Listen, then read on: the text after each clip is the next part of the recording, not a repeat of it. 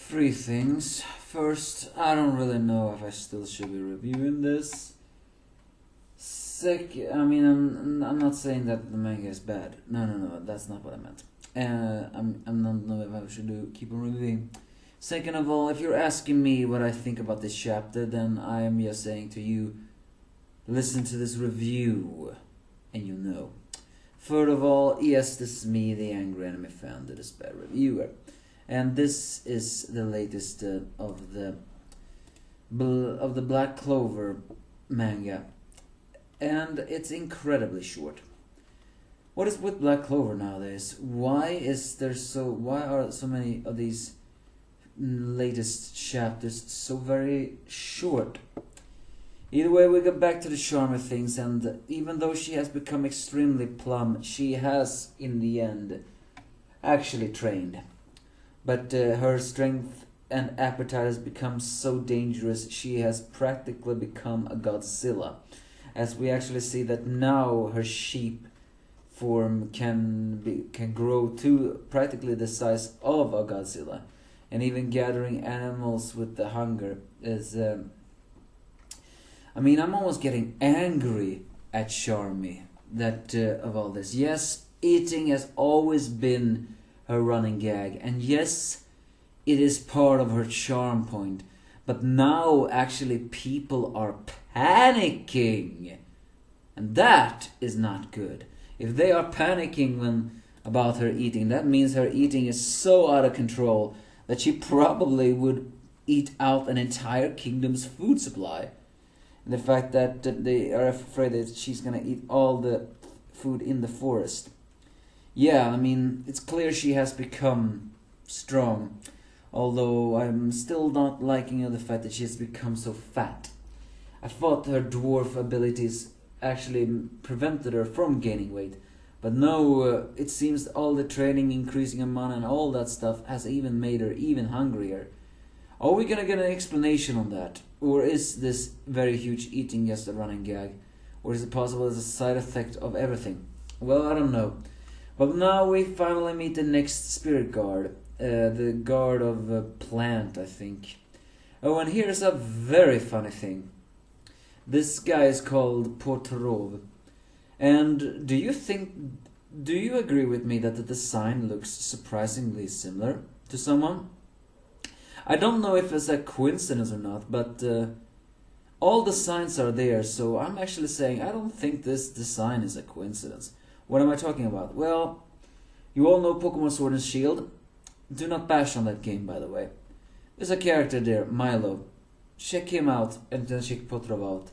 And you realized, yeah, the design is extremely similar. Since Potrov was released later, I'm pretty sure the manga creator must have played Pokemon Sword and Shield, and he liked Milo's design, so he decided to incorporate some of that inspiration in here.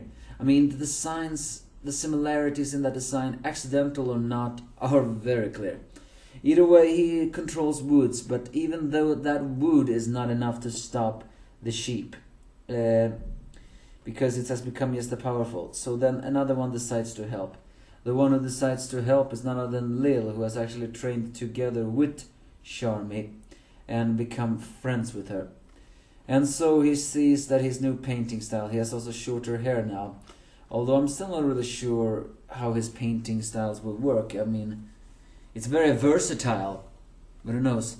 Either way, Asta is freed from the sheep, apparently been trapped there by Charmy, as both of them rides on that thing. It's also revealed that Asta can wield one sword and ride on his other sword if much as he wants to, as they finally crush the sheep and now manage to trap Charmy. And now we get to another comedic part, is the fact that Lil has indeed become powerful, but that's because he has also found his ultimate inspiration. As long as he thinks of her, he can create things to his heart content. And who is that? Well, that is Charmy. But not the Charmy he knows. No, he actually vaguely remember, let's just call her Wolf Charmy. And so he doesn't realize that they are the same person, because he believes he was saved by a goddess not realizing that that was Charmy grown up. And Asta, of all idiots, is actually pointing it out, but of course Liv cannot see it. Is the fact that, but it's more funnier the fact that she wasn't that plump. No, I don't mean it like that. So yeah, I do hope that Charmy can lose that weight. Finally, we're switching back to Juno. And it's clear now that Belle is actually the more is an annoying character. It pains me that someone with such an adorable voice is so annoying, but I'm actually not liking her right now. She only have thoughts for that, and it's super annoying. Granted, it seems that the spirits are meant to be very loyal to the ones they serve, so maybe they're only meant to be static characters. But the fact that she says about a dreary place and even says that's a better spot for a date and all that stuff, I mean, it's still kind of also sad that Juno's still not really liking Belle. But again, Belle is kind of annoying, so it makes sense, but it's also Juno's character. As he thinks back of nostalgia and also remembering that he gained back the elf stone because apparently William Vengeance found it in the Shadow Palace and then returned it to him. It is still not clear who is the captain, but judging from that silhouette, I'm guessing William Vengeance is not the captain. And don't say to me, well, have you already forgotten what happened?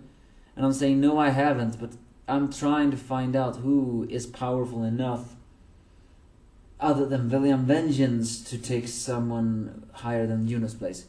Either way, he arrives at the house, greets the sister. While Belle says busy, he of course ignores that. You may say what you want about Juno, but despite all of his coldness, he really do value sister and all that stuff. And finally we get to the part we have always wanted to know. Confirmation, who is Juno? As he looks at the man who is indeed from the Spade Kingdom. He was one of these days a respectable person in the place.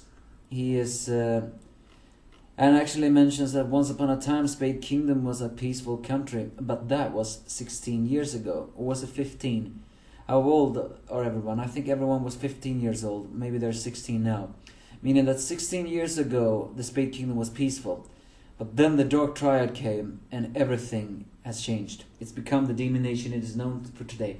Am I supposed to buy that though? Julius called it the demon nation and said that they have spread their knowledge. So am I supposed to believe that the Spade Kingdom was peaceful until this Dark Triad come here? I mean, it's clear that the Dark Triad are the main antagonists of this arc, but I'm still trying to make a thing here. Also, if they have been in power since 15 years back, how old are they? And granted, they don't look the age of Asta and Juno, but they don't look that old either. The girl, she looks like she's 20, and so does the scarred man. It's only the bearded man who looks like he's middle-aged. Either maybe the demon is slowing down their vitality. I mean, there were some people who guessed that maybe Juno was related to these Dark Triads, but that is not what is confirmed here. What is confirmed in this chapter is that Juno is actually part of the Greenbellier family that used to rule Spade Kingdom. Yes, Juno is a prince. And that makes perfect sense. For what reason do I mean by that? Well, mostly of it all, Juno has been blessed. Juno is a born winner. Everything about him is a winner. The only thing he lacks is his personality. His personality is static and it's incredibly annoying. It's cold and not open. It's serious-minded. Granted, it's meant to be the perfect foil to Asta, but still. So it makes sense for someone like Juno to come from a high noble thing. Also, it's worth noting that an elf was reincarnated into him. And most people who had elves, most of them actually came from noble backgrounds. Most of them actually did, so it makes sense that way too. Now the biggest question though is, okay, what does Asta have to do with it? Remember, they were dumped in the same orphanage the same time, and they even had the same name tag on it all. But if you ask me, I don't think Asta's story is very important in this. Yes, there's definitely a connection, but I think it's gonna be kind of underwhelming because, again, Asta is meant to be an underwhelming character. I know he's the typical shonen hero getting strong and blah blah blah blah blah, all that stuff. But what I mean is, Asta is like the ultimate unlucky guy. So many things he's been denied for. He's denied love, although technically that sister doesn't count. He has no mana. He has had so many life-changing incidents that could have practically broken him. He almost lost the use of his arms. And he doesn't even grow. Yes, he has muscles, and yes, he has a personality that draws in people's best things. But it's still worth noting that he doesn't have any of the power that Juno have. Granted, Juno doesn't have Asta's charisma, but people are still drawn to him because they are amazed by him. People are drawn to Asta because they are impressed by him. So it's kind of it's a yin and yang there. So what did Asta have to do with this? Well, I'm thinking he is nothing. Maybe he was a servant family, or maybe he was just there at the wrong place at the wrong time. I'm still thinking that the Spade Kingdom had something to do with him not having any magic. It was said it was a birth defect, but maybe they are responsible for that. So yeah, a lot of informations. Juno's origin, a little bit, but I don't think he's gonna embrace the fact that he is a prince. After all, he only wanted to become Sorcerer's Emperor.